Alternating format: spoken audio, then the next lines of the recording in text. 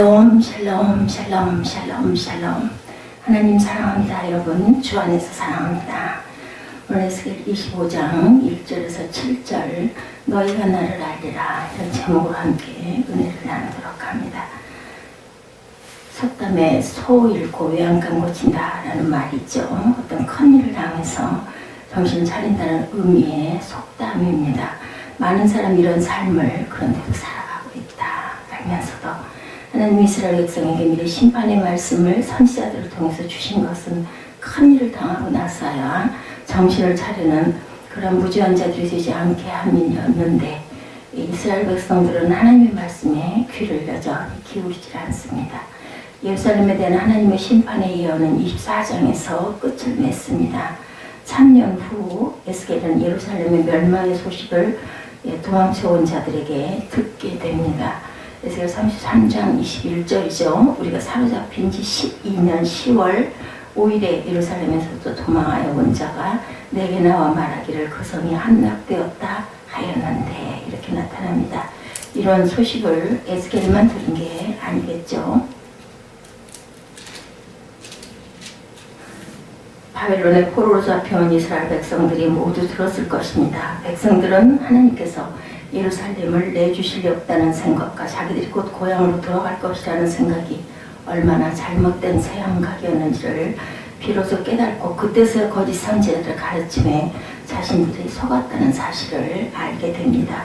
오늘 본문 25장부터 32장까지 이방 민족에 대한 심판이 선포되는데 그들도 모두 심판을 당하고서야 비로소 하나님이 야훼이신 줄 알게 될 것이라는 거죠. 저와 여러분은 마지막 날을 항상 오늘이 마지막 날처럼 준비하는 최선의 삶을 살고 항상 우리 마음 안에 예수를 모시고 살아가시는 저와 여러분 되시기 바랍니다. 첫 번째 암몬 족속이요 하고 25장 1절에서 7절까지 말씀하고 있죠. 암몬에 대한 멸망의 말씀은 이미 21장에 언급됐습니다. 암몬 족속은 출생부터 하나님의 섭리가 아닌 인간의 악한 생각에서 탄생한 족속입니다. 아브라함의 조카인 롯은 소돔과 고모라 성이 멸망할 때 아내와 두 딸과 나왔지만 아내는 뒤를 돌아보지 말라는 그 명령을 지키지 않습니다. 뒤를 돌아봐서 그만 소금 기둥이 되어버렸죠. 유황불 심판을 피한 롯과 두 딸은 굴에서 지내었는데 어느 날 두 딸은 자신들의 후손을 이어간다는 목적에 아비 롯을 술에 취하기 위해서 동침을 한 후에 큰 딸은 모압이라는 아들을 낳고 작은 딸은 암몬이라는 아들을 낳았는데 그들이 바로 모압과 암몬 족속의 조상이 되었습니다. 그러므로 모압과 암몬 족속은 시작부터 잘못된 족속이었고 이러한 모압과 암몬 족속이 하나님의 뜻에 순종하여 살 수가 없었겠죠. 암몬 족속들이 하나님의 심판을 피할 수 없는 결정적인 죄가 2절에서 3절에 언급되고 있습니다.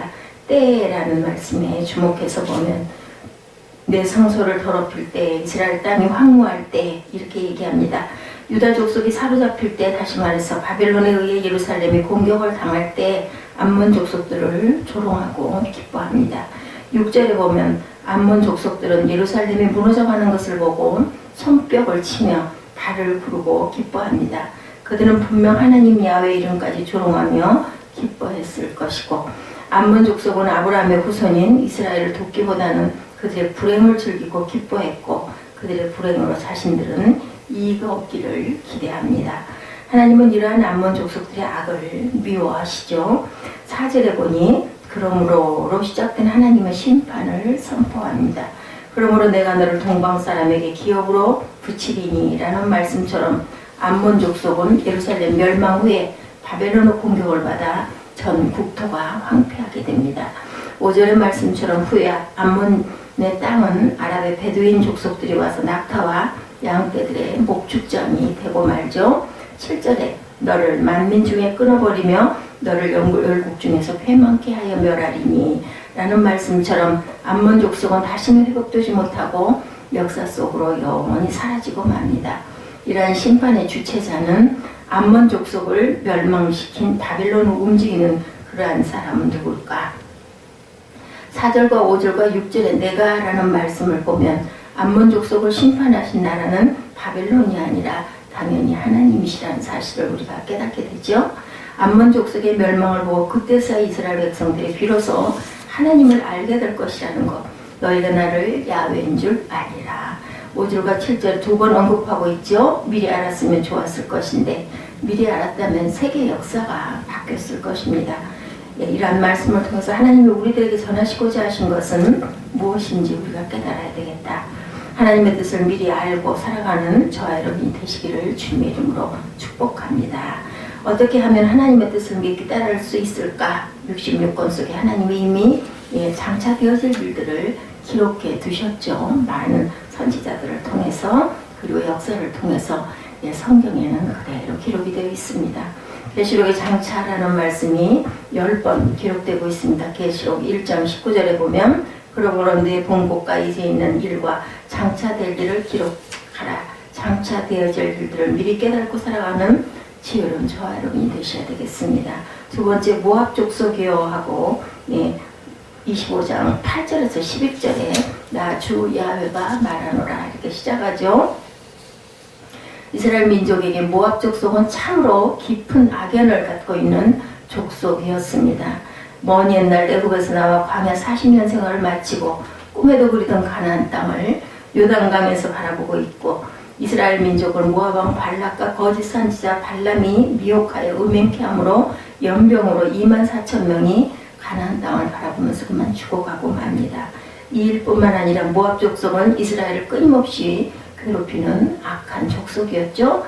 8절에 하나님은 모압 족속의 죄를 한마디로 언급하시는데 그들은 유다 족속이 이방인과 다를 바 없는 자들이라고 했습니다. 이 말은 단순한 것 같지만 너무나도 무서운 말씀이죠. 다시 말해서 그들의 말 속에 두 가지 의미가 있습니다. 첫째는 하나님의 백성이라고 말하는 이스라엘의 운명도 다른 족속과 다를 바가 없다. 둘째는 이스라엘의 하나님 야훼도 세상의 다른 신들과 차이가 없다. 이런 말이죠. 이 말은 무서운 말입니다. 하나님의 존재와 하나님의 주권과 하나님의 다스림을 정면으로 부인한 그들이 죄를 하나님이 그냥 넘어가셨을 리가 없겠죠.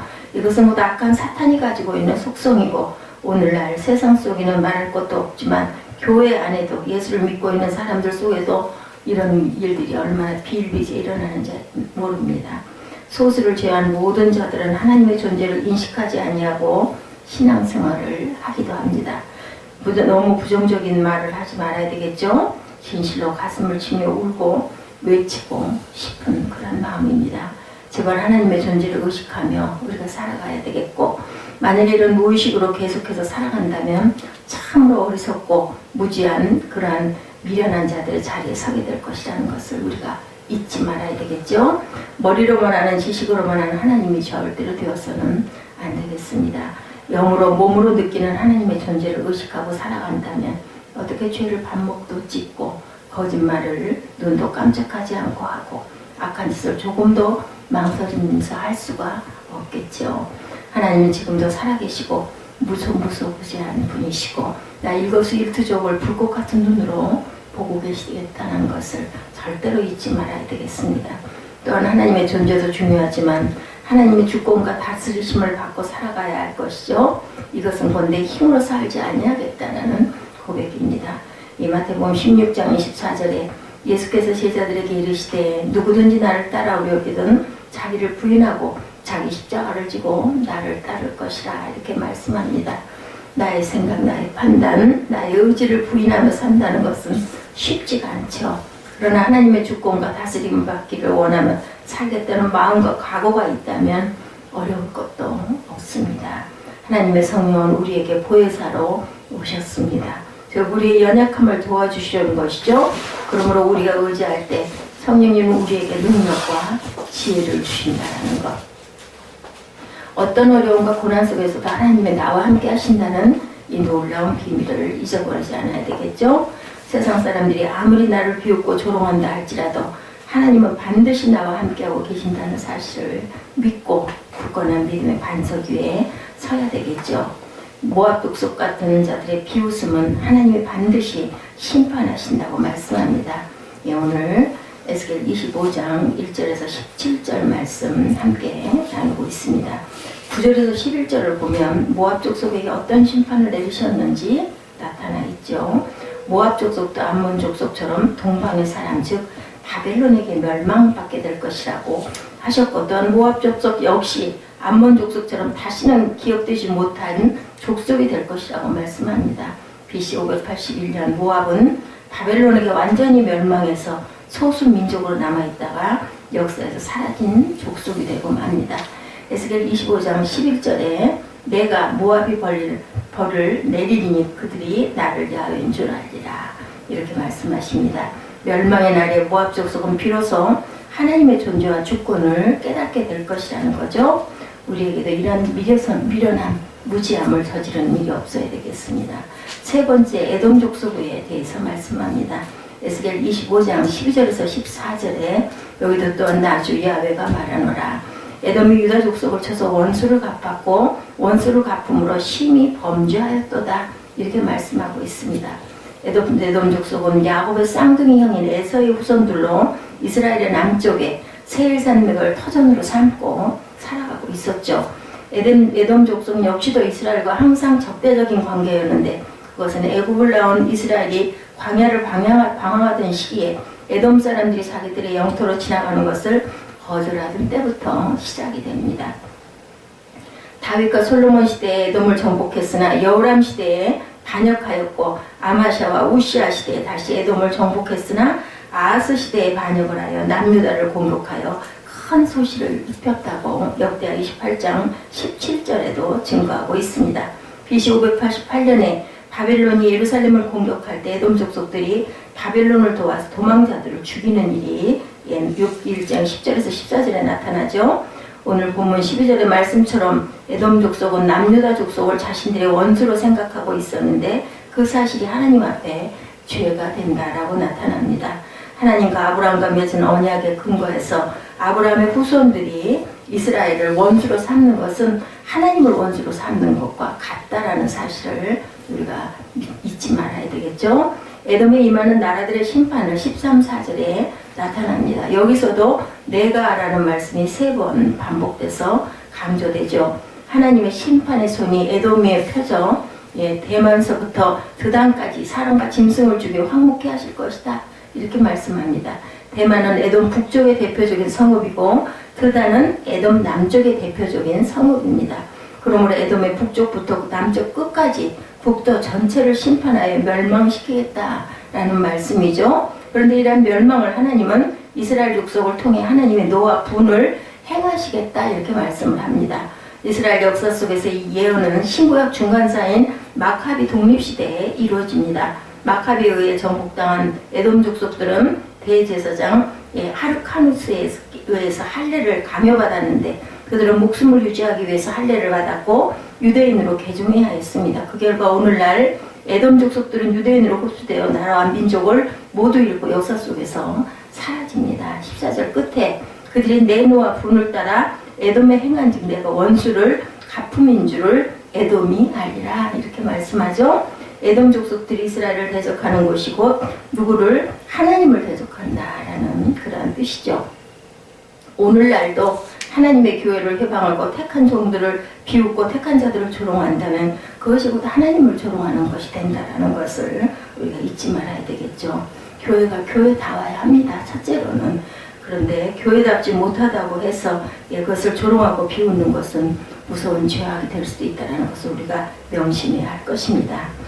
고린도전서 2장 15절이죠. 신령한 자는 모든 것을 판단하나 자기는 아무에게도 판단을 받지 아니하느니라, 이렇게 증거합니다. 그러므로 우리의 판단은 오직 누구 안에서? 성령 안에서, 예수 안에서, 말씀 안에서 충만한 가운데 해야 되겠고, 쉽게 나의 짧은 지식과 지혜로 판단해서 큰 실수를 범하는 일이 없어야 되겠죠. 네 번째, 블레셋 족속이요 합니다. 에스겔 마지막 25장 15절에서 17절에 나주 야훼가 말하노라. 블레셋 사람이 옛날부터 미워하여 멸시하는 마음으로 원수를 갚아 진멸하고자 하였도다, 이렇게 말씀합니다. 블레셋 족속은 함 족속의 후손들인 미스라임과 가슬루힘의 후손들로서 BC 12세기 초에 에게해 섬 그레데 섬에서 가나안 땅의 남서쪽 해안지대를 이주해온 해양 민족이었다. 암몬 9장 7절에 나타납니다. 이들은 가사를 수도로 해서 아스돗, 아그슬론, 갓, 에글론 같은 5대 도시를 형성하면서 다곤이라는 우상을 섬기면서 강력한 세력을 가지고 있던 그러한 족속입니다. 오늘날 가나안 땅을 팔레스타인이라고 부르는 것도 블레셋이라는 이름에서 유래되었는데, 이것은 곧 고대 가나안 땅에서 블레셋이 강력한 족속이었다는 사실을 증명하고 있죠. 하나님은 블레셋 족속의 죄를 15절에서 언급합니다. 그 죄는 오래전부터 이스라엘을 미워하여 멸망시키겠다라고 말씀하죠. 이스라엘이 가나안 정복 초기부터 블레셋은 끊임없이 쳐들어와 공격했고 괴롭힙니다. 사사시대에는 삼갈, 삼손, 사무엘과 대립하였고 사울왕이 물리쳐야 했던 최대의 적이기도 했습니다. 다윗왕 시대에 블레셋을 정복했지만 여호람 시대에는 블레셋은 예루살렘을 다시 공격합니다. 이처럼 오랜 세월 동안 블레셋은 이스라엘을 없애고 가나안 땅을 차지하고자 했지만 그것은 곧 하나님이 이스라엘 백성에게 허락한 땅을 빼앗고자 하는 어리석은 행동이어서 블레셋의 이러한 행동은 하나님의 주권에 도전하는 무지한 모습이었다. 오늘날도 악한 사탄의 세력은 하나님의 택함을 받은 사람들에게 천국에 대한 소망과 믿음을 빼앗으려고 끊임없이 시도하고 있는데 어리석은 행동이죠. 그러한 어리석음에 미혹되는 그런 어리석은 자들이 절대로 되어서는 안 되겠다. 사무엘상 17장 45절에 너는 칼과 창과 단창으로 내게 오거니와 나는 만군이 야훼의 이름으로 내가 모욕하는 이스라엘 군대 하나님의 이름으로 내게 가누라. 이렇게 누가 말을 해요? 다윗이 얘기합니다. 우리를 미워하는 악한 세력을 두려워하지 말고 담대하게 다윗처럼, 그죠? 예수의 이름으로 싸우는 저와 여러분이 되셔야 되겠습니다. 빌립보서 2장 10절이죠. 하늘에 있는 자들과 땅에 있는 자들과 땅 아래에 있는 자들로 모든 무릎을 예수의 이름에 꿇게 하시고 이렇게 말씀합니다. 모든 만물이 예수 그리스도의 이름 앞에 무릎 꿇게 되어 있죠. 왜 능력의 예수 이름을 우리가 항상 사용해야 됨에도 불구하고 잊을 때가 얼마나 많은지 모릅니다. 미혹하는 사탄의 세력에 악한 원수 마귀가 나사렛 예수 이름으로 명하노니, 우리 신학교 때 굉장히 많이 했어요. 예수 이름으로 명하노니 이렇게 말을 했고, 찬양도 있죠. 예수 이름으로 승리를 얻겠네. 내 자녀에게서 나의 교회에서 나에게서 떠나가라. 이렇게 항상 선포하시는 저와 여러분 되시기를 주님의 이름으로 축복합니다.